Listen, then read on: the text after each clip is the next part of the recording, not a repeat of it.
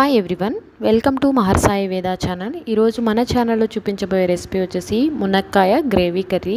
ఇది 100లో 90 మందికి చాలా ఇష్టమైన కూర అండి. అదేవిధంగా పెళ్ళిళ్ళు ఫంక్షన్స్లో ఈ కూరని ఖచ్చితంగా వేస్తారు. ఇంకా సాంబార్లో అయితే మునక్కాయ లేనిదే చాలామంది సాంబార్ కూడా చేయరు. పెళ్ళిళ్ళలో చాలామంది సాంబార్ వేసుకునేది కూడా ఒక మునక్కాయ ఉంటుందనే కూడా. ఇలాంటి కర్రీని మనం ఇప్పుడు చూసేద్దాము. దీనికోసం ఒక పొడవాటి ములక్కాయని తీసుకున్నాను. ఇవి బాగా లేతగా ఉండకూడదు, అలాగని బాగా ముదిరిగా ఉండకూడదండి. కండగా ఉన్న ములక్కాయలను తీసుకోవాలి. ఇవి చూపుడు వేలు పొడవులో మనం వీడియోలో చూపించిన విధంగా కట్ చేసేసుకోవాలి. నేను 2 ములక్కాయలను తీసుకున్నానండి. ఇలాగా కట్ చేసుకోవాలి. అన్నీ కూడా పీచు అనేది మనకి ఇలా వచ్చేస్తుంది. కట్ చేసినప్పుడే దాన్ని తీసేసుకోవాలి. ఇప్పుడు ఒక గిన్నెలో కొద్దిగా వాటర్ వేసి సాల్ట్ వేసేసి ములక్కాయ ముక్కలు అనేది వాష్ చేసేసుకోవాలండి. ఏ కూరగాయలైనా మనం ఉప్పులో కడుక్కోవడం చాలా మంచిది, క్రిములు అనేది లేకుండా ఉంటాయి. ఇప్పుడు నేను వీటిని స్టీమ్ చేస్తున్నానండి. మీరు స్టీమ్ చేసుకోవడానికి ఏది ఉన్నా కూడా దాన్ని వాడుకోవచ్చు, ఆ గిన్నెని. నేనైతే ఒక గిన్నెలో కొద్దిగా వాటర్ పోసి ఇలాగ స్టీమ్ చేసే గిన్నెలో వేసేసి మూత పెట్టి స్టీమ్ చేస్తున్నాను. ఇంకొక పక్క ఒక గిన్నెలో 4 జీడిపప్పులు 4 బాదం పప్పులు నానబెట్టుకున్నాను. అదేవిధంగా ఒక గిన్నెలో సాల్ట్ వేసి ఉల్లిపాయలు, పచ్చిమిర్చి, టమాటోలు నానబెట్టానండి. ఇవి ముక్కలుగా కట్ చేసేసుకుంటున్నాను. వీటన్నిటిని కూడా మనం ఈ షేప్లోనే కట్ చేయాలి అనేది లేదు, మీకు నచ్చిన షేప్లో ఏదైనా కట్ చేసేసుకోవచ్చు. ఇవన్నీ కూడా మనం గ్రేవీ కోసం వాడుకుంటాము. ఒక మిక్సీ జార్ తీసుకొని ఇలా కట్ చేసుకున్న టమాటోలు, ఉల్లిపాయ ముక్కలని దాంట్లో వేసేసుకోవాలి.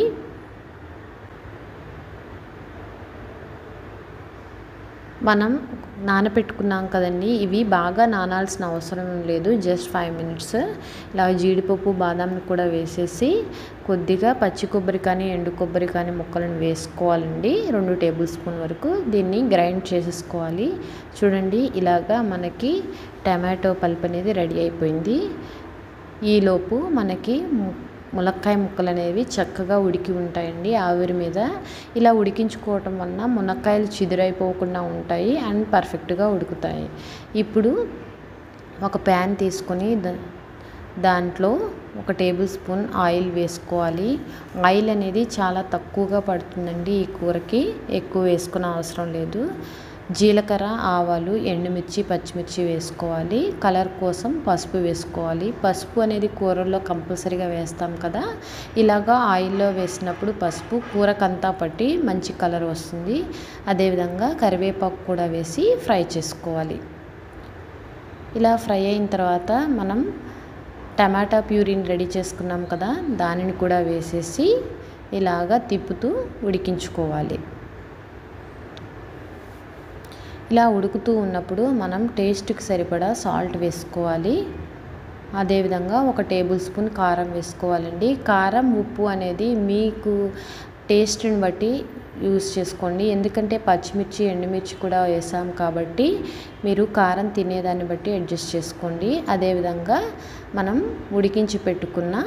ఆవిరిలో ఉడికించి పెట్టుకున్న మునక్కాయ ముక్కలను కూడా వేసి, మనం ములక్కాయలు ఆవిరిలో ఉడికించినప్పుడు వాటర్ ఉన్నాయి కదా, ఆ వాటర్ని ఒక గ్లాస్ పోసేసుకొని ఇలాగా అంతా తిప్పుకొని ఉడికించుకోవాలి. దీన్ని మూత పెట్టి 10 నిమిషాలు అలాగా ఉడకనివ్వాలి. ఈలోపు మనం ఒక చిన్న రోలు ఉంటుంది కదా మీ ఇంట్లో, అలా రోలు ఉంటే దాంట్లో ఇలా దంచుకోవాలండి.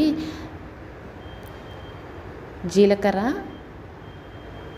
వెల్లుల్లిపాయి, చిన్న అల్లం ముక్క వేసి దంచుతున్నాను. కోర్స్గా దంచుకోవాలి. ఇదే కచ్చా పచ్చాగా అంటారు కదా, అలా దంచుకుని ఇలా ఉడుకుతున్న ములక్కాయ గ్రేవీలో వేసుకుని తిప్పుకోవాలండి. ఇది కూరకి చాలా టేస్ట్ అనేది ఇస్తుంది. చూసారా గ్రేవీ ఎంత బాగా ఉందో. ఇలాగా మరి ఒక 10 నిమిషాలు ఉడికించుకున్న తర్వాత మూత తీసి చూస్తే చూడండి, కొంచెం గ్రేవీ చిక్కపడి మనం కలుపుకోవటానికి వీలుగా ఉంటుంది.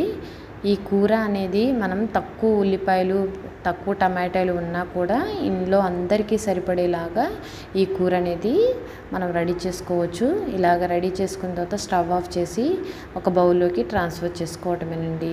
దీన్ని గార్నిషింగ్ కోసం కొద్దిగా కొత్తిమీర తరుగుని పైన చల్లుకుంటే టేస్టీ గ్రేవీ ములక్కాయ కర్రీ రెడీ అయిపోతుంది. మీకు ఈ రెసిపీ నచ్చినట్లయితే మీరు కూడా ట్రై చేయండి. మీ ఫ్రెండ్స్కి రిలేటివ్స్కి షేర్ చేయండి. Thanks for watching.